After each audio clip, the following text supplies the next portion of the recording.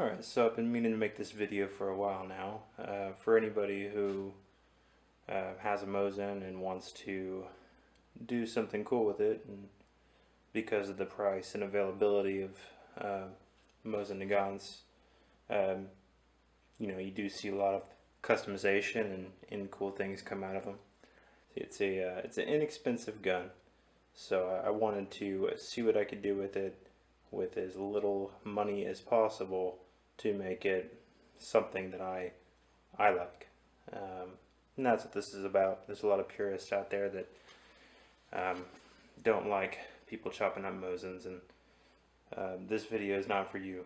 Alright, so starting out with my Mosin, the most obvious difference, to me at least, is the stock barrel. To me is way too long. I cut it down to right about 21 inches and did a crown with just hand tools, a drill, sandpaper, a brass grinding thing, and grinding fluid, and it turned out pretty good. Actually a lot better than I assumed that it would, which is actually why I went ahead and invested into a decent scope for it. I had a cheap eBay scope on it and recently upgraded to this Leupold 2.5 times Scout scope, and it's sitting on this I think UTG makes it. It's marketed towards 22s and airsoft rifles, but it's pretty stout. It's solid aluminum. I haven't seen any zero move from it, so it's a solid piece, and it's sitting right there on the Weaver rail that is underneath the rear sight on the 9130s with the round receivers. Alright, so another one of the big issues that Mosins have as far as accuracy goes is the trigger. So I guess that's what I'll show you now. This is alright. So accuracy on these Mosins is kind of tough. Squared that up, it wasn't quite even, kind of imperfect and a little bit rough, so I sanded it down with a softer and softer sandpaper all the way up to 3000 grain to get it nice and slick and even. I did the same thing with those pieces right in there, and the back one that hooks onto the one that I just showed you right there.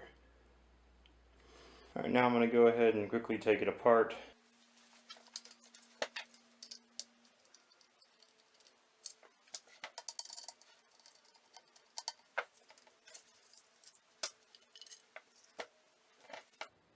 Alright, so moving on with the trigger.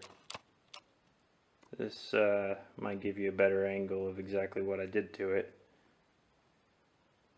So it's nice and even, and before it just wasn't like that. The trigger wasn't terrible.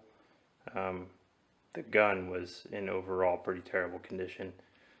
I chose it because I knew I was going to modify it, so I figured I might as well get the ugly one if I'm going to totally change it. So another thing with the trigger is this little shim right here. People claim that this does the trick. I found that it helped a little bit, but when you combine it with everything else that I'm showing you, then it really all works together pretty well.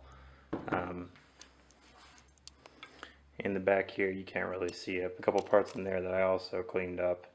The actual part that unhinges from the trigger. Alright, so the end result of all of my trigger improvements, just going through and squaring up and smoothing all the surfaces out and adding in that shim, is a trigger that has a pretty light pull. Go ahead and show you. I'm not sure how much it's going to come through on the camera, but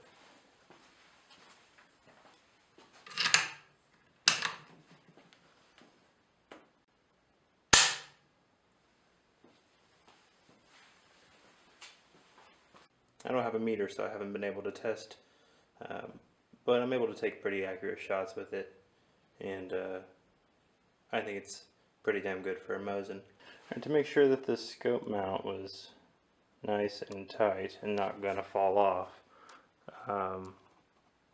I took the original pins that helped to hold on the front, the rear sight, and actually drilled into this mount little notches where those pins can fit into. So there's absolutely no way that mount is going anywhere.